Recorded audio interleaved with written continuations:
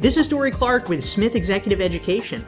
Welcome to our podcast, Take Control of Your Online Reputation. Today we're going to be talking about leveraging Twitter, Facebook, and more, mastering social media. And our guest is Jeremy Goldman. He is the author of Going Social, Excite Customers, Generate Buzz, and Energize Your Brand with the Power of Social Media, which was released by Amicom Books. He's the founder and managing director at Firebrand Group, LLC, and he has been published in places like Mashable, The Wall Street Journal, Smart Money, Read Write Web, The Next Web, and more. So, Jeremy, I'm very glad to have you here. I know also you have more than 40,000 Twitter followers, so you have a wealth of experience to share with us. My first question to you is if you can talk a little bit about what your personal social media strategy is. What platforms are you on? How often do you post? How do you do things? First off, thank you very much for having me. This is great. I would say for me, in part, my job is to really advise our clients that we have about what's the future, what's going to be coming down the pike with respect to social media. So because of that, I always have to jump onto something,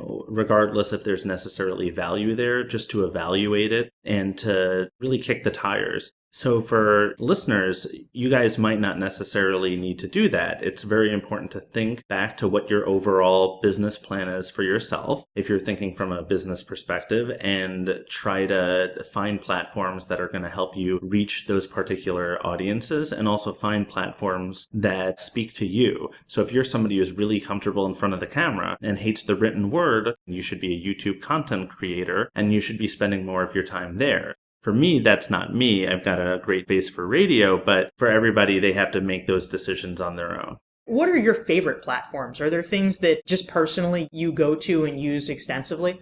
Twitter, as you alluded to, I love Twitter. I think that there's so much you can do there. It's kind of almost the Wild West in that there's a lot of fun things still being tried, and it's a very vibrant community. There aren't that many rules compared to a lot of other platforms. LinkedIn definitely speaks to me too. There's a wealth of conversations going on there. There's so many different features that you can take advantage of for personal branding and for connecting with people. Facebook, to an extent, I still like Facebook. A lot of people knock it these days, but there are a lot of great things about the platform that I really respect. And then I spend a decent amount of time on Instagram as well, on Secret a little bit too, when I want to be unproductive and destroy half an hour of my life. There are really a number of different ones. Pinterest is probably the one that a lot of people are into that for some reason for me is just a place where I can collect infographics and not much else. I think for a lot of listeners, Twitter in particular is maybe a little bit mysterious. You know, it has its own syntax, it's got the hashtags and all this kind of stuff. So I think sometimes that might be the most misunderstood platform in terms of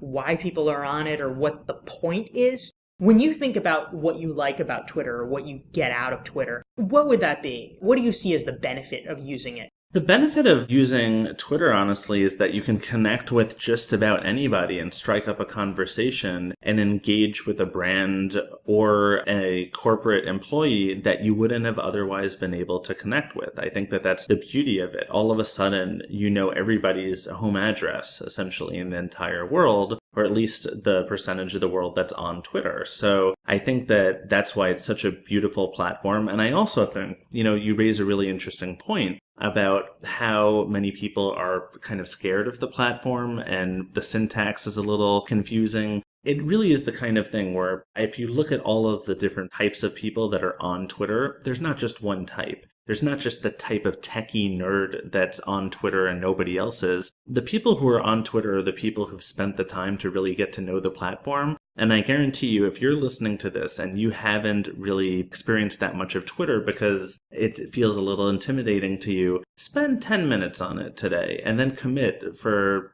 the next 14 days, you're going to spend 10 minutes with it. And if you do that type of thing, you're going to start to see that it's really not that scary. Because I hear a lot about that it's a little intimidating to people. And it is the kind of thing that you can really pick up if you make the commitment to. So, Jeremy, if you were advising somebody that is not yet that involved on social media, a professional who says, okay, I want to take control of my online reputation, I want to do a little bit more, not totally sure where to start, what would you advise in terms of where they would get the greatest ROI out of the gate? LinkedIn is definitely somewhere where I know that a lot of people will want to spend their time just as a starting point. It's not to say it's obviously the only place, but from a highest ROI perspective, I would say definitely the ability to be found by people on LinkedIn is immense. The ability to search professionals is really significant there. The fact that most of the English speaking world is on there, at least from a white collar perspective, that's pretty significant. And I would say to make sure at the very least to have a very filled out profile, to engage in a number of different groups that are relevant to where you're trying to build your brand and where you're trying to network. Those are all places that I think you really want to start and then build off of there, then delve into other platforms. If you were suggesting LinkedIn plus something else, if somebody wanted to go for the gold, what do you think their next step should be? I think that there are a lot of people who are very active on Twitter, but they just kind of have a perfunctory static LinkedIn profile that doesn't get updated that often. And actually, one fun trick, by the way, is you can look on anybody's LinkedIn profile. You can go to view recent activity. And if you're trying to network with somebody, you can see if they've had a lot of activity recently on LinkedIn. And if not, then Twitter's probably a good way to reach out to them. But Twitter is really a fantastic place to really tell your story. You can curate news, you can share things that you've worked on. Actually, one of the best things that I try to do, and one of my secrets to success for Twitter, is lists, because I feel like most people really don't take advantage of them. And it's a really great way to segment and say, you know what, 20 minutes of the day I want to spend talking to digital thought leaders, okay? And then I have a list called Inner Polygon, which is my 200 or so favorite people who I know who are on Twitter. Actually, if you Google Twitter lists, you're going to get to their FAQ page that shows you more about it. But essentially what it is, and with Facebook, I should say Facebook has these too. Other platforms have these as well. But Twitter gives you the ability to create a list. There are some advanced tools that will let you create dynamic lists of your followers, but just as a beginner step, let's say if you've got 10 people that you're following on Twitter, and 3 of them are publications, and 7 of them are family members, okay? You can put the family members on the family list, and then the publications on a publication list. And then if you're using a tool like Hootsuite to access Twitter, you can create multiple columns and you can filter your stream so that you can look at only publications some of the time, only family some of the time, and the possibilities are endless. So you can have hundreds of lists, but I advise people to don't have more than 5 because it's just going to be too hard to have your brain switch from one type of engagement to another. But it's a really great way to make sure that you're spending the right amount of time on not just each platform, but on each type of communication within the platform. So I can imagine somebody listening to this and they might say, okay, this is great, but this could take 24 hours a day if I let it. How do you personally, and then how do you recommend for others, handle the black hole that could be social media? Is there a way that you're able to confine it to certain periods of the day so that it's more manageable with everything else you have to do? I was just reading about this guy who Business Insider called the most connected person in the world because they have 36,000 LinkedIn connections. And as best as I can tell, they're not really succeeding as a result of all those connections. So you're right. There are absolutely people who spend way too much time on things like this, and then they're driving their overall ROI into the ground and through the ground. So with this, I say you have to definitely, especially at the beginning, commit a little bit more time. You have to make sure, just like I'm trying to get in shape, I have to make the time for the gym. I can't say if I have an extra few minutes in the day, I'm going to go to the gym. It has to be part of my schedule. So really, I say that's the same thing if you want social media success, is to carve out a little bit of time. And, let's say if you're going to give yourself half an hour a day really on Twitter and half an hour on LinkedIn, if you want to say that that's what you're going to do for a while, and then you're going to assess the return that you're getting on it, great. You definitely have to commit a little bit of time at the outset. But with respect to going overboard, the key thing is to be looking to see, what am I getting out of this? If you're putting too much time into a friendship and you realize that you're overcommitting and you're not getting that much back in return, you're going to start to spend less time with that friend, right? So it's the same thing with these platforms. You have to be thinking, how much am I getting out of it? And is it worth it for me to spend and invest a little bit more or cut back my involvement? So What should you actually be posting on social media? I can imagine that some people listening to this would say, I can make the time, I can make the effort, but I don't really know where to begin in terms of what to say on Twitter or what to post in general. What would you advise? First off, one thing I'd say is a lot of people think, well, I don't know what to say, so what I'm going to do is I'm going to make up with it in quantity. And I think that definitely that's a mistake. I think that it's very important actually to be thinking about the quality of what you're saying. So if you are concerned, you know what? There's a new Kardashian story in the news and I want to comment on it, but I have nothing witty or profound to say. That's okay. You don't have to say anything in that situation. So at the same time, you want to be present, right? You want to be engaging. So the key thing is to think, what do you know about? What areas are people going to want to hear from you? If you know a lot about bagels and there's a big story about bagels in the news, then great, you should absolutely comment on that because we want to hear from you in that situation. There are a lot of social media news stories that wind up popping up through my newsfeed on a daily basis. And if it's something that I know about, I'm going to want to talk about it. Now, at the same time, one thing that's really important is you have to strike the balance between promoting yourself and going overboard and just being the guy or girl at the party who just talks about themselves nonstop and nobody wants to hear it anymore. So you really don't want to talk about yourself too much and all of your accomplishments and how great you are. If you do it every now and then, that's fine, but it really should be about adding value to everybody who's listening to you.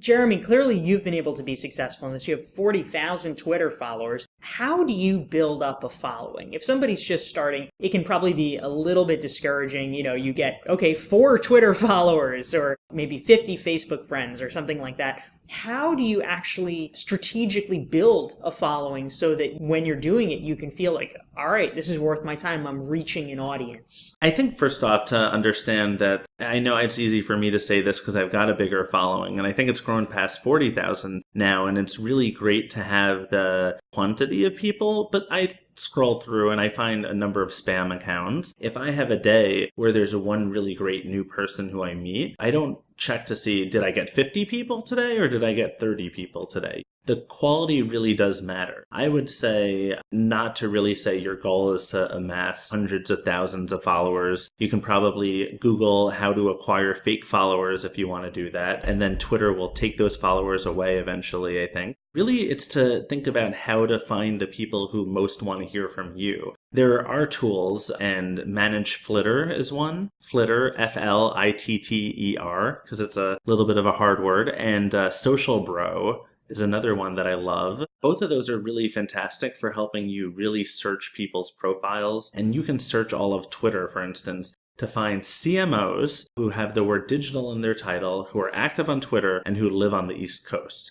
And that's pretty fantastic. That's pretty powerful to do that. So if you engage with 50 people who have that in their profile, then 25 of them will engage back and those people will follow you as well. And now you're picking up a quality following that ties back to what you're trying to do with your life. And that's really more important. So the key thing is if you take the right steps, the right things will happen over time. It doesn't mean if I tweet somebody today, they're going to write me back today and follow me today and tell everybody in the world I'm the best and most exciting person to follow. But it means that if you keep doing that over time, then you will start seeing more success. I haven't seen anybody stick with it, do the right things, and not be successful. It doesn't happen. What I'm hearing you say is, sure, some people can and do buy fake followers online, but really, what's the point of that? Because it's not a numbers game. It's about using Twitter or any other social medium to actually advance a larger goal, which is relationships and connections and things like that. Absolutely. And a funny story about that, it's,